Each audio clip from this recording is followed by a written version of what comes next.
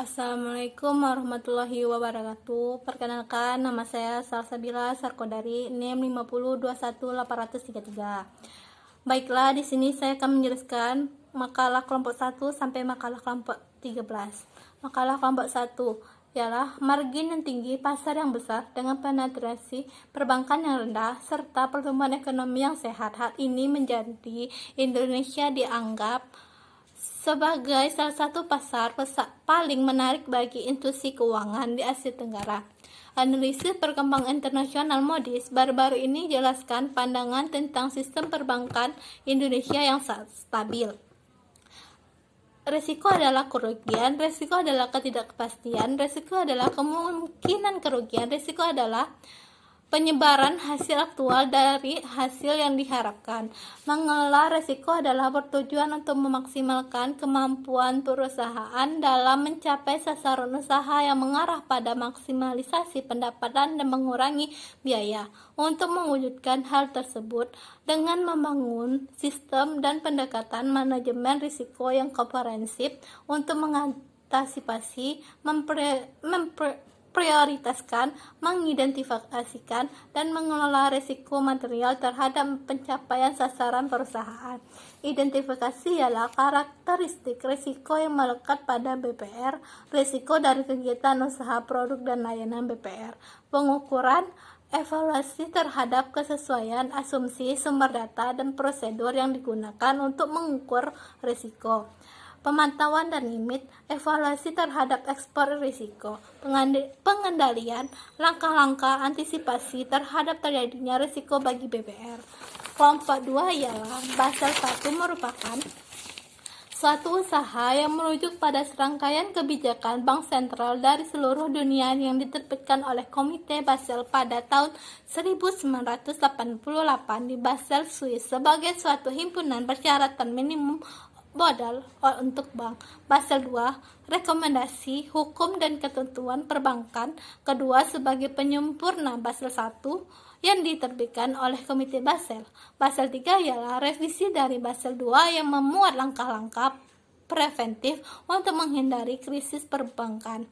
Bank adalah bank umum sebagai dimaksud dalam Undang-Undang Nomor 7 1992 tentang perbankan sebagaimana telah diubah dengan Undang-Undang Nomor 10 1998 termasuk kantor cabang bank asing, dan bank umum sebagai di mana dimaksud dalam Undang-Undang Nomor 21 2008 tentang perbankan. Bank umum adalah bank konvensional, bank umum syariah adalah bank syariah. Risiko adalah potensi kerugian akibat terjadinya suatu peristiwa. Kelompok 3, risiko kredit ialah risiko yang disebabkan investasi yang tidak memberikan pendapatan atau bisa dikatakan risiko yang mengakibatkan pengurangan aktiva modal. Prinsip-prinsip risiko kredit ialah lembaga internasional yang didirikan 2002 berfungsi sebagai lembaga pengukur, pengatur, dan pengawas yang mengembangkan dan menetapkan standar internasional di industri jasa keuangan Islam. Prinsipnya adalah keadilan, kemitraan, transparansi, universal.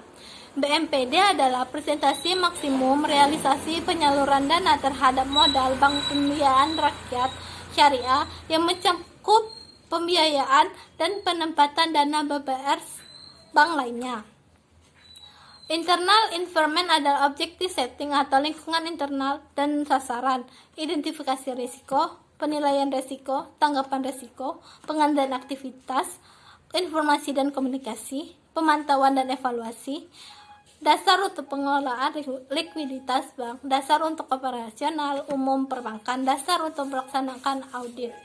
Sebagaimana diketahui bersama, perbankan sebagai lembaga keuangan yang menjalankan fungsi intermediasi dituntut untuk menyajikan laporan keuangan yang akurat, komprehensif, dan mencerminkan kinerja bank secara utuh. Investor, penerbit obligasi, pialang dan bank investasi, regulator pemerintahan, protection intervention, monitoring asset customer, collection of non-performing loans. sebuah langkah dan strategi penyelamatan pembiayaan sebagai upaya bank dalam memperbaiki posisi pembiayaan dan keadaan keuangan perusahaan nasabah dengan jalan mendudukan kembali pembiayaan tersebut yang dilakukan restructuring, reconciliation, dan restructuring. Kelompok 4 ialah risiko pasar koneksi yang dialami oleh suatu perusahaan yang disebabkan oleh perubahan kondisi dan situasi pasar di luar dari kendali perusahaan. Risiko inherent merupakan risiko yang melekat pada kegiatan bisnis bank, baik yang dapat dikuantifikasikan maupun yang tidak, yang berpotensi mempengaruhi posisi keuangan bank. Karakteristik risiko inherent bank ditentukan oleh faktor internal dan eksternal, antara lain strategi bisnis, karakter bisnis, kompleksitas produk, dan aktivitas bank, industri di mana bank melakukan kegiatan usaha, serta kondisi makroekonomi. LKI hendaknya sudah mempunyai suatu kerangka kerja tentang manajemen risiko pasar yang sesuai berkurangnya dengan semua aset yang ditangani, termasuk yang belum ada pasarnya atau rentan terhadap volatilitas harga. LKI hendaknya sudah mempunyai suatu kerangka kerja manajemen risiko pasar yang sesuai dengan aset yang ditahan, termasuk tidak mempunyai pasar yang ready atau yang menghadapi gejolak harga yang tinggi. Risiko pasar dapat terjadi karena pergerakan suku bunga dan perubahan nilai tukar. Risiko pasar melekat pada aktivitas fungsional perkreditan, aktivitas fungsional treasury, dan aktivitas fungsional pendanaan. Kesesuaian sistem pengandalian intern dengan jenis dan tingkat risiko yang melekat pada kegiatan usaha bank. Struktur organisasi yang menggambarkan secara jelas kegiatan usaha bank. IFSB mendefinisikan risiko likuiditas adalah risiko yang timbul akibat tidak mampu bank dalam memenuhi kewajiban kepada nasabah ketika setelah jatuh tempo. Penetapan toleransi risiko, pemeliharaan tingkat likuiditas yang memadai termasuk melalui cushion berupa aset liquid, penyusunan contingency funding plan, manajemen risiko likuiditas, dan agunan interhari. LKI hendaknya sudah mempunyai suatu kerangka kerja manajemen likuiditas yang mempertahankan pemisahan exposure likuiditas secara overall basis terkait dengan current account. LKI hendaknya mengasumsikan risiko likuiditas sebanding dengan kemampuan akses mereka terhadap dana yang cukup sesuai syariah untuk mengintermediasikan risiko likuiditas dimaksud. Identifikasi, pengukuran, pemantauan, dan pengendalian risiko likuiditas dikendalikan dengan menjaga kecukupan likuiditas bank dengan memperhitungkan likuiditas eksogenik dan endogenik yang terjadi. PT Bank Senturi Tbk ternyata sudah menghadapi masalah likuiditas sejak lama dan keuangan global memperarah kondisi Bank Senturi tersebut. Kelompok 5, risiko inheren ialah risiko yang terjadi karena tidak adanya pengendalian internal, intransparansi, kemandirian, akuntabilitas, pertanggungjawaban, kewajaran. 1. Kegagalan proses internal, kesalahan, kurang pengawasan, kesalahan pemasaran, kesalahan penjualan, praktik pencucian uang, kesalahan transaksi. 2. Kesalahan manusia, tidak kompeten, niat jahat, kehilangan karyawan kunci, penipuan. Risiko sistem. 1. Low frekuensi atau low impact, yang artinya jarang terjadi dan dampaknya rendah. 2. Jarang terjadi dan dampaknya tinggi. 3. Sering terjadi namun dampak rendah. 4. Sering terjadi dan dampak tinggi. Manajemen risiko adalah melakukan proses identifikasi, pengukuran, pemantauan, dan pengendalian terhadap seluruh faktor-faktor risiko yang bersifat materialis. Struktur organisasi menggambarkan secara jelas kegiatan usaha bank, pelaporan keuangan, dan kegiatan operasional yang aturan dan tepat waktu, pengujian dan review yang memadai terhadap sistem informasi manajemen. Sistem pengendalian internal berfungsi sebagai pengaturan sumber daya yang telah ada untuk difungsikan secara maksimal guna memperoleh pengendalian yang maksimal pula dengan pendekatan perancangan yang menyelesaikan benefit, pencegahan, deteksi, investigasi, pelaporan sanksi. Kelompok 6. Manajemen risiko hukum. Manajemen risiko hukum adalah risiko dari ketidakpastian manajemen perusahaan dalam mengelola pemukulnya permasalahan hukum yang dapat menimbulkan kerugian atau keberangkutan bagi perusahaan. Penyebab terjadi manajemen risiko adalah kelemahan yuridis, perubahan hukum, kesalahan dalam kontrak, kegagalan dokumentasi, pedoman risiko hukum, format dokumen, klausul perundangan, netting, status hukum. Kelompok 7. Manajemen risiko kepatuhan. Risiko kepatuhan merupakan timbulnya baik yang langsung yang akibatnya oleh tidak dipatuhinya atau tidak dilaksanakan peraturan perundangan dan ketentuan lainnya yang berlaku dengan pernyataan di atas. Risiko hukum kepatuhan seringkali disebut risiko yang sudah diteliti. Risiko inheren pada manajemen risiko kepatuhan ialah jenis signifikasi pelanggaran dilakukan, frekuensi pelanggaran atau rekam kerja, pelanggaran terhadap ketentuan atas transaksi keuangan tertentu, penerapan manajemen risiko, pengawasan aktif Dewan Komisaris Direksi dan PBS, melakukan tindakan pencegahan dan ketentuan yang menyimpang, melakukan tugas yang lain terkait. Sumber daya insani, organisasi manajemen risiko kepatuhan, kebijakan prosedur dan penetapan limit, sistem pengadilan pada manajemen risiko kepatuhan, pengadilan intern, akuntansi, pengadilan intern administrasi, kasus risiko kepatuhan, Bank Syariah Rana memiliki garis income disebut penghasilan kotor yang belum diperang oleh pajak lain sebesarnya, artinya penghasilan kotor pada Bank Syariah ada 5 miliar. Kelompok 8. Manajemen risiko reputasi ialah risiko akibat menurunnya tingkat kepercayaan stakeholder yang bersumber dari persepsi negatif bank. Dampak kejadian risiko reputasi pada umumnya kerugian dan finansial bagi bank. Penerapan manajemen risiko pada manajemen risiko reputasi, pengawasan aktif Dewan Komisaris Direksi dan DPS untuk risiko reputasi, kebijakan prosedur dan penetapan limit, proses identifikasi, pengukuran, pemantauan, dan pengendalian risiko serta SIM risiko reputasi meliputi identifikasi dan pengukuran risiko reputasi, sistem pengendalian internal, kecukupan kebijakan, kecukupan proses identifikasi, sistem pengendalian internal secara menyeluruh. Baik bank telah memiliki sistem pengadilan internal untuk manajemen risiko reputasi dengan melakukan pengelolaan keluhan nasabah menjelajahi prinsip kehati-hatian dan transparansi. Kelompok 9.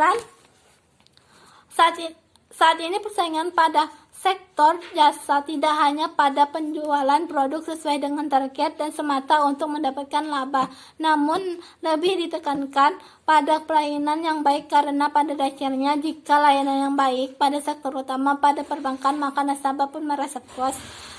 Dengan kepuasan nasabah, bank akan merasa diuntungkan karena akan menimbulkan kesetiaan nasabah terhadap perusahaan.